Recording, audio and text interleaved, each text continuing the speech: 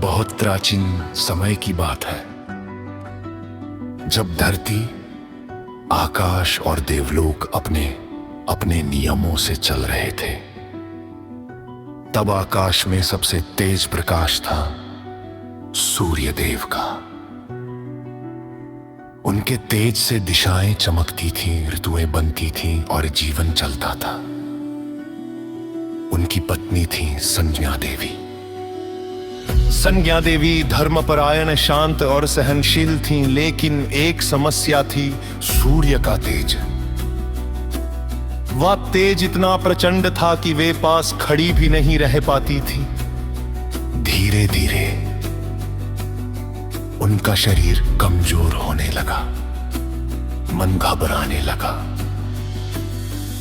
एक दिन उन्होंने निश्चय किया, मैं अपने पति का अपमान नहीं कर सकती, पर ये तेज सहन भी नहीं कर सकती।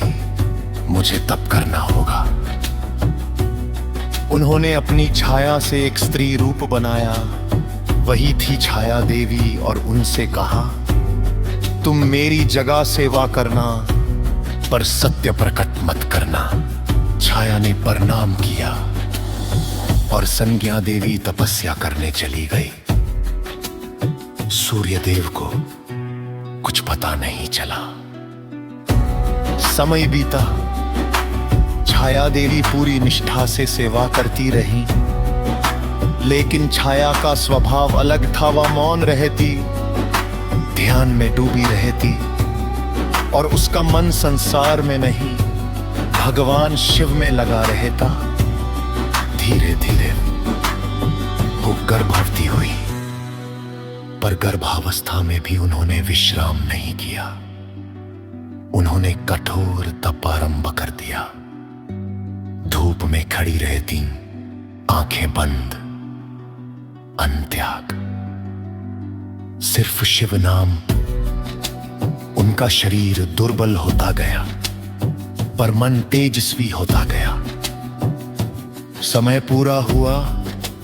एक अमावस्या की रात, चारों ओर अजीब सन्नाटा, आकाश में हवा भारी।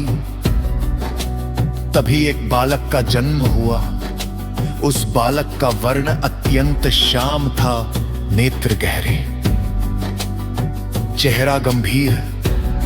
जन्म लेते ही वातावरण बदल गया, हवा धीमी, प्रकाश मंद।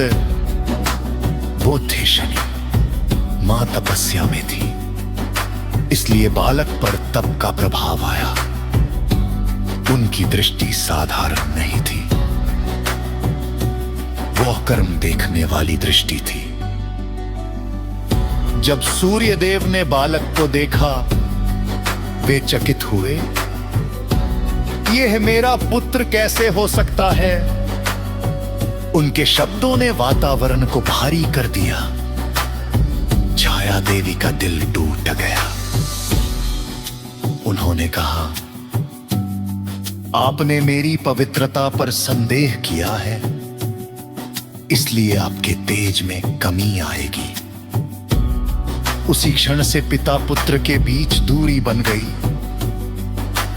एक दिन बालक शनि ने पहली बार अपने पिता को देखा, बस देखा, और सूर्य का प्रकाश मंद पड़ गया। देवता घबरा गए, आकाश में हलचल मच गई। सभी भगवान शिव के पास पहुंचे। प्रभु, ये बालक कौन है? भगवान शिव प्रकट हुए। उन्होंने बालक की ओर देखा और मुस्कुराए।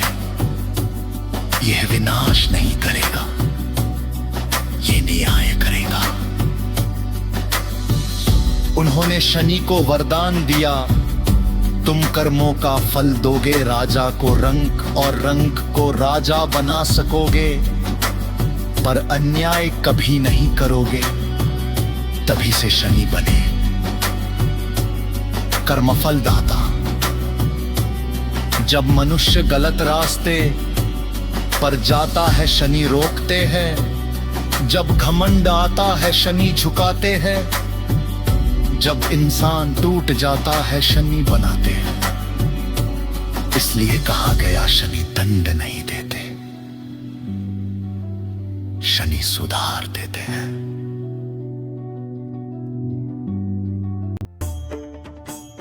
बाल समय रवि भक्षी लियो, तब तीनों लोक भयो अंधियारो। ताहि सो त्रास भयो जग को, यह संकट काहू सो जात नटारो। देवन आनि करी विबिनती, तब छाड़ी दियो रवि कष्ट निवारो। वो नहीं जानत है जग में, कपि संकट मोचन नाम तिहारो।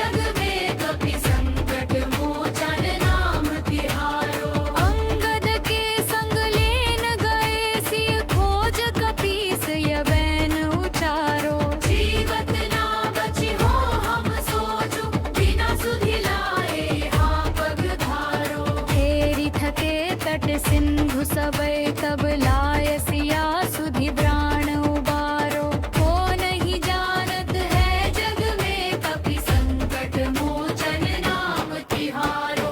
रावण त्रास दई सिय को, सब राक्षसी सो कहि शोक निवारो। ताहि समय हनुमान महाप्रभु जाए, महारजनी जल मारो। चाहत सिय शोक सो सुगई प्रभु मुद्रिका शोक निवारो। को नहीं जानत है जग में, कपि संकट मोचन नाम तिहारो।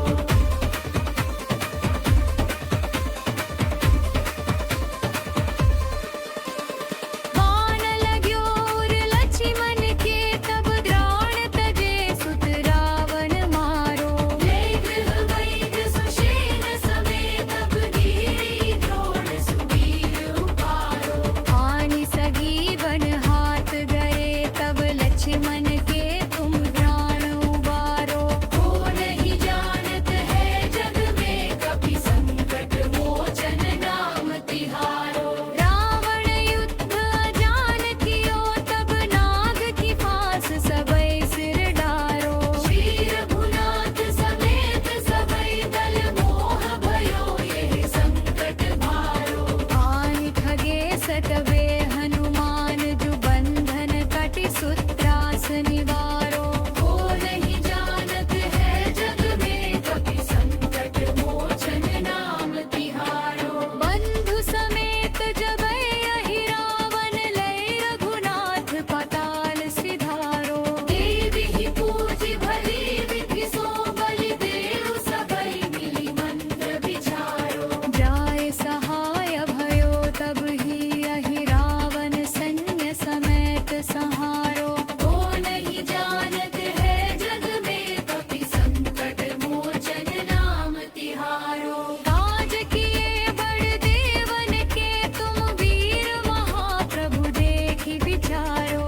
आज सो संकट मोर गरीब को, जो तुमसे नहीं जात है टारो। देहि हरो हनुमान महाप्रभु, जो कछु संकट होय हमारो। को नहीं जानत है जग में, कपि संकट मोचन नाम तिहारो। लाल देह लाली लसे, अरु भरी लाल लंगूर। वज्र देह दानव दरे, जय जय जय जय कपिसूर।